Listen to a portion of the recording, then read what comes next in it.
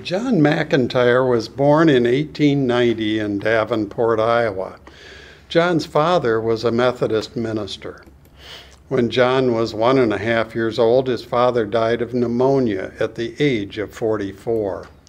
The premature death of John's father left his family poor. John's mother became a house mother at the girls' dormitory at Cornell College in Iowa. John joked that he was the only boy who grew up in a ladies' dormitory. He witnessed a doctor set another boy's broken arm and ease his pain. It was then that John decided he wanted to become a doctor.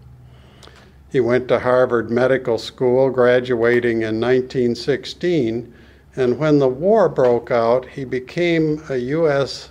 Army Medical Corps first lieutenant. He arrived in France in September of 1918, but was quickly moved by rail over a 4-day time frame to the Swiss border in northeastern France. The first casualties occurred during a German night raid on October 12th through 13th.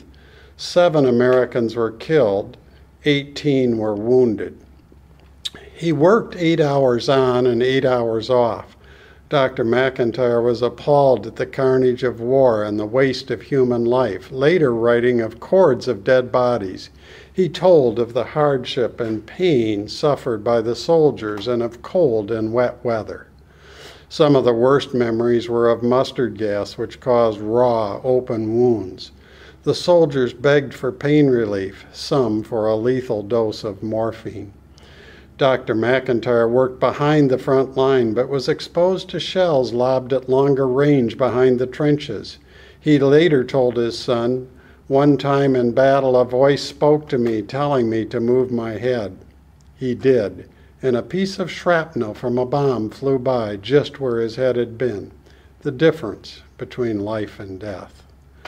On November 11, 1918, the war ended, but John remained in France.